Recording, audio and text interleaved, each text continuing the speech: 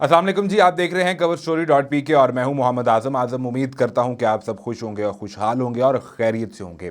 नाज़रीन, पंजशेर की सूरत हाल जो है वो इतनी तेज़ी से तब्दील हो रही है कि कुछ चीज़ें जो ऐसी हैं जो समझ से बाहर होती जा रही हैं। कल ये खबर आई कि पंजशेर फतह हो चुका है, फिर ये पता चला कि नहीं, पंजशेर फतह नहीं किया गया। मैंने आपको ये बताया था कि अहमद मसूद जो है उसका दायां बाजू यानी जिसको जो उसका सबसे बचपन का दोस्त है उसको मार दिया गया। बाद में अमरुल्लाह साले के भागने की खबरें भी सामने आई, लेकिन गुज़िश्ता रात और गुज़िश्ता 16 घंटे के दौरान एक ऐसी डेवलपमेंट हुई जिसने एक दफ़ा सबको हैरान कर दिया। खबरें ये आना शुरू हो गई कि पंजशेर को फतह कर लिया गया है मुकम्मल तौर पर। वहाँ पर जो मुज़ामती फोर्सेस थी वो भाग कर वहाँ से निकल चुकी हैं। लेकिन फिर जैसे ही इस पर मैंने कुछ थोड़ी रिसर्च करना शुरू की, जो सोर्सेज हैं उनसे कंफर्म करना शुरू किया, तो पता चला कि ये एक इंफॉर्मेशन वॉर लड़ी जा रही है। आपने एक बात याद रखनी है, when there is misinformation it is, when there is disinformation it is misinformation. यानी जानबूझकर ऐसी गलत खबरें फैलाई जा रही थी ताकि दोनों तरफ जो नुकसान है या जो जो जो जिसका पलड़ा भारी है उसको जो है वो नुकसान पहुंचाने की कोशिश की जा सके।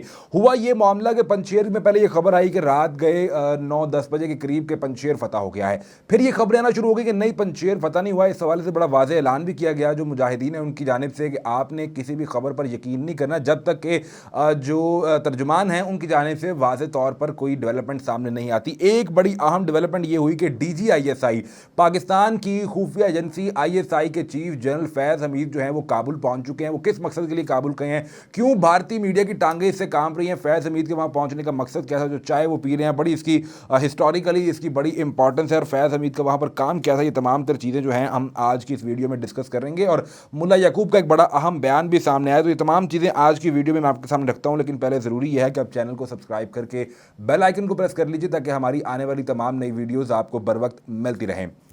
नाज़रीन, सबसे पहले मैं आपको 16 घंटे अब से जब मैं ये वीडियो रिकॉर्ड कर रहा हूँ तो इससे पीछे लेकर चलता हूँ। सबसे पहली खबर क्या आई? खबर ये आई कि पंजशेर में जंग रोक दी गई है। मुजाहिदीन के सामने बागियों ने तस्लीम करने का फैसला कर लिया है। इशा की नमाज के बाद का टाइम डिसाइड हुआ कि इशा की नमाज के बाद जो है हम वो सरेंडर कर देंगे और पंजशेर वैली को छोड़ दिया जाएगा। ये खबरें आना शुरू हो गई, लेकिन इसके बाद हुआ कि मुबारकबाद, पंजशेर की लड़ाई रोक दी गई है।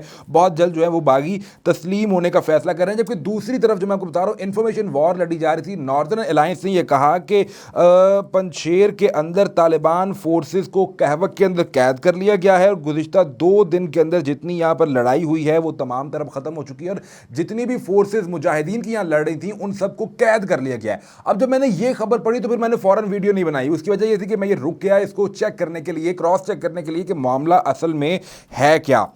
उसके बाद जो बड़ी डेवलपमेंट सामने आई वो ये थी कि पंजशेर अभी तक फतह नहीं हुआ। लोग रस्मी खबर का इंतजार करें, इधर उधर की बातों पर ध्यान न दिया जाए। ये जो सेंट्रल कमांड है उनकी जानिब से ये एक नोटिफिकेशन जारी किया गया।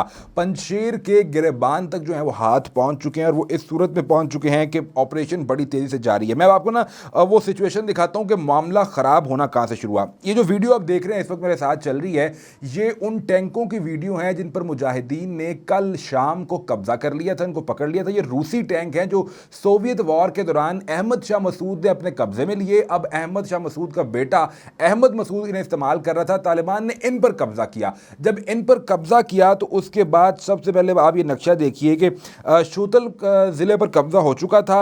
उसके बाद जो है ज़िला बरयान पर कब्जा किया गया और ये दूसरा ज़िला है जिस पर कब्जा किया गया था।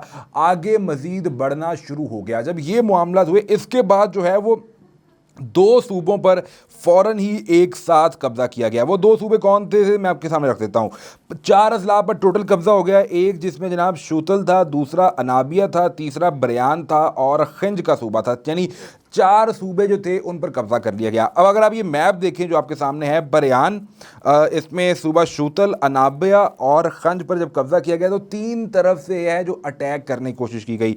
सूबा जो बरयान है इस पर नूरिस्तान के इलाके से कब्जा किया गया है, कापसिया के इलाके से अनाबिया पर कब्जा किया गया है, परवान सूबे के इलाके से शूतल ज़िले पर कब्जा किया गया है और ये तीनों तरफ से अब जो अटैक किया जा रहा है वो बाजरेक पर, यानी जो कैपिटल है राइट नाउ, जो कैपिटल है पंजशेर का, उस पर पेशकदमी की जा रही है और उसको कैप्चर करना जो है वो सबसे बड़ा हदफ है इस वक्त मुजाहिदीन के लिए। उनकी ये कोशिश है कि वो बाजरेक पर जाकर अटैक करें, वहां पर पुलिस हेडक्वार्टर है उसको जो है वो अपने कंट्रोल में लेंगे, वहां पर जो दीगर हुकूमती इदारे और उनकी इमारत होंगी तो उनको कंट्रोल में लिया जाएगा। राइट नाउ लड़ाई वहां पर बहुत शदीद जारी है। जो अभी की वीडियो आप साथ देख रहे हैं, ये बताया जा रहा है कि पंजशेर के ज़िला शूतल पर कब्जा कर लिया गया और ज़िलाई मरकज़ में खुद मुजाहिदीन मौजूद हैं। इसके अलावा बरयान, खंज और अनाबिया ज़िले पर भी तालिबान ने कंट्रोल हासिल कर लिया है, जबकि बताया गया कि लिंदागर और रोखा ज़िला इस वक्त मुहासरे में है और पेशकदमी मुसलसल जारी है। टोटल 34 अजला हैं पंजशेर के, जिनमें से 4 पर कब्जा हो चुके हैं, 30 बाकी हैं, 2 में शदीद लड़ाई जारी है। पहला हदफ बाजरेक है और बाजरेक पर उन्होंने सबसे पहला कब्जा करना है और 3 तरफ से इस पर अटैक किया जा रहा है। जो चौथी तरफ बनती है वो इलाका बनता है बगलान का, और बगलान में पहले भी कंट्रोल है वो मुजाहिदीन की जानिब से है, मुजाहिदीन का कंट्रोल है। एक बड़ा अहम जो विजिट हुआ वो हुआ जनाब DGISI जनरल फैज़ हमीद का। उस पर आने से पहले मैं आपको बताता हूं कल वहां सिचुएशन क्या हुई।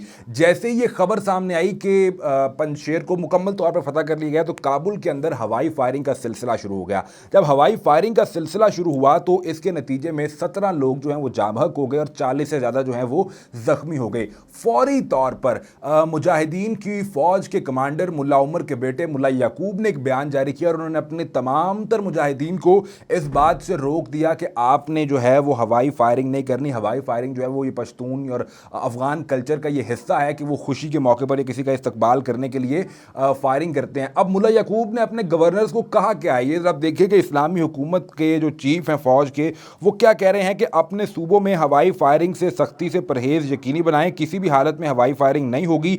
अगर आपके सूबे में ऐसा होता है तो इसके जिम्मेदार आप होंगे और आपसे सवाल किया जाएगा। नायब अमीर मुल्ला याकूब की सूबाई गवर्नर और पुलिस के सरबराहों को सख्त तंबीह की गई है। अब ये तो मामला हो गया, अब वहां पर हवाई फायरिंग पर पाबंदी है। सबसे बड़ी डेवलपमेंट ये है जनाब कि DGISI फैज़ हमीद जो हैं वो इस वक्त काबुल पहुंच चुके हैं। उनकी तस्वीर भी हैं वो सामने आ चुकी हैं। पाकिस्तानी मीडिया भी रिपोर्ट कर रहा है, अफगान मीडिया भी रिपोर्ट कर रहा है, इंटरनेशनल मीडिया भी रिपोर्ट कर रहा है और भारतीय मीडिया तो मर चुका है इस टाइम। उनको तो समझ नहीं आ रही कि करना क्या है, ये हुआ क्या है। दरअसल खुद ये दावत दी गई है तालिबान की जानिब से कि पाकिस्तानी जो DGISI हैं वो एक वफ्द के साथ पहुंचे, जो नई अमारात इस्लामी गवर्नमेंट अनाउंस की जाएगी उसका जो तकरीब होगी उसमें शामिल होने के लिए ये दावत दी गई थी। कल गुज़िश्ता रोज़ मुजाहिदीन रहनुमाओं की पाकिस्तानी सिफारत खाने आमद हुई।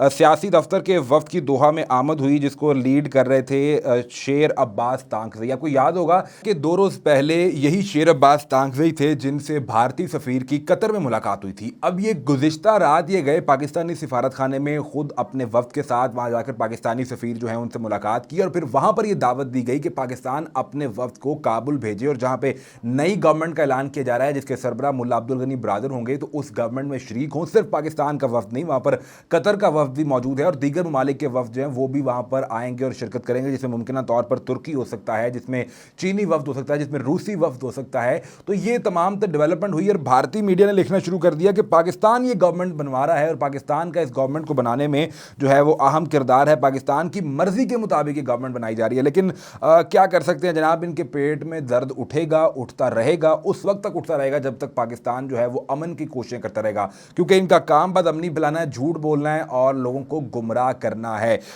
ये अब तक की मेजर डेवलपमेंट थी जिनसे आपको आगाह करना बहुत ज़रूरी था। पंजशेर के मामले पर जो भी नई चीज़, जो नई डेवलपमेंट होगी, तो फ्लो ऑफ इंफॉर्मेशन इतना ज़्यादा है कि एक खबर को आप कवर करने जाएं तो उतनी देर में बिल्कुल सूरत हाल तब्दील हो चुकी होती है।